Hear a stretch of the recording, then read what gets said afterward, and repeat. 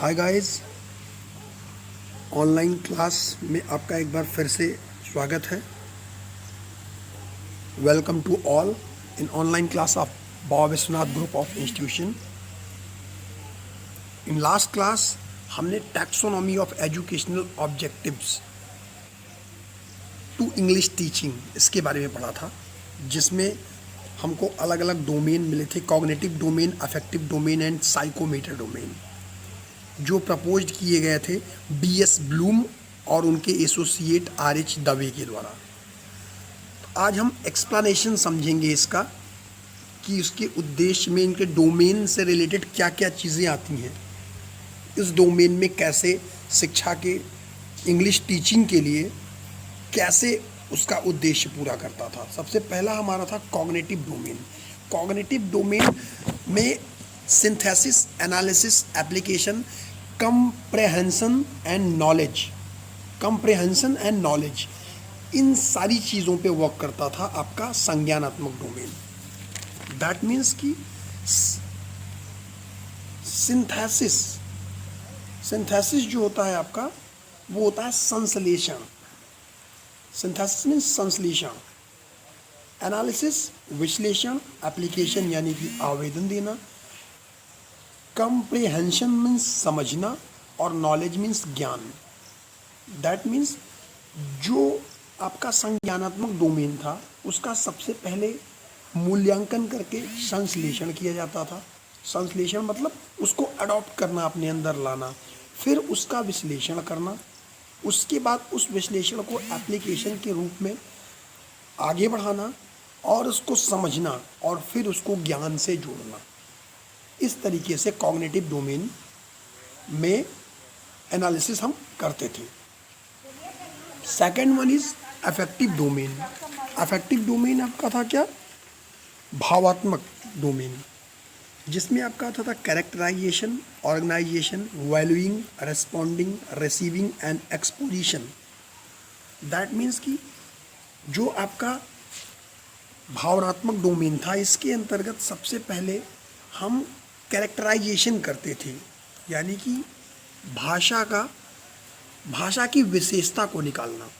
उसके बाद उसको संस्थागत तरीके से जोड़ के उसकी वैल्यूइंग यानी उसका मूल्य, उसकी वैल्यू समझना। उसके बाद उसको रिस्पॉन्ड करना, जब वैल्यू समझ में आ जाए। रिस्पॉन्ड करने के बाद जब आप रिस्पॉन्ड करते तो आपको रिसीविंग, एक प्राप्ति होती, और उस प्राप्ति के बाद आप एक्सपोजिशन करते, यानी कि उसकी प्रदर्शनी होती। इस तरीके से ये डोमेन में वर्क होता था भावनात्मक में। मतलब अफेक्टिव डोमेन में विशेषताओं को संस्थागत तरीके से, उनके मूल्यों को जानकर उसका जवाब देना और उस जवाब को प्राप्त करना और फिर उसको एक्सपोजिशन करना, यानी कि उसकी प्रदर्शनी करना। That will be affective domain. Psychomotor domain, last domain psychomotor domain, यानी कि आपका मनोप्रेरणा, जो मन की प्रेरणा से जो जिस डोमेन में काम करते थे। Naturalisation, articulation, precision, manipulation and imitation, ये इसके पार्ट्स थे। यानी कि जो मनोप्रेरणा के द्वारा होता था उसको सबसे पहले समीकरणबद्ध किया जाता था, नेचुरलाइजेशन किया जाता था। फिर समीकरणबद्ध करने के बाद इंग्लिश टीचिंग के लिए उसको आर्टिकुलेशन यानी कि जोड़बंदी, उसको जोड़ा बढ़ा जाता था। फिर जोड़ने के बाद में जैसे सेंटेंसेस को, वर्ड्स को जोड़ना, उसके बाद फिर उसकी शुद्धता की जांच की जाती थी।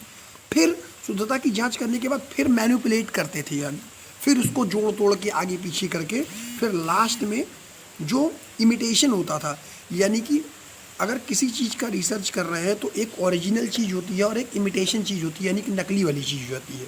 उसको उस तरीके से जो आप मन की प्रेरणा से लोगे, वो ज़रूरी नहीं कि वो एक्चुअल सही ही हो। तो ये होता था आपके साइकोमीटर डोमेन में। These educational objectives can be formulated for English teaching too.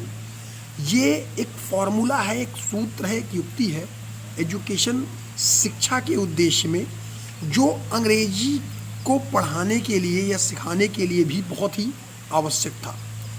This will help in cognitive, affective and psychomotor development of student. That means क्या हुआ, ये मदद करता था स्टूडेंट्स के लिए, छात्रों में यह हेल्प करता था। उन संज्ञानात्मक, भावनात्मक और मनोप्रेरणा, उनकी ये तीनों जो ज्ञान थे, इसको डेवलप करने में, इसको विकसित करने में बहुत हेल्प करता था।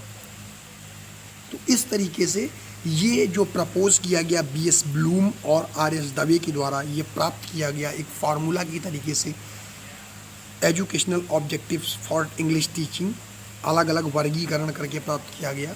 इस तरीके से इंग्लिश का विकास या वर्गीकरण किया गया और स्टूडेंट्स के बारे में, स्टूडेंट्स से रिलेटेड वर्गीकृत किया गया।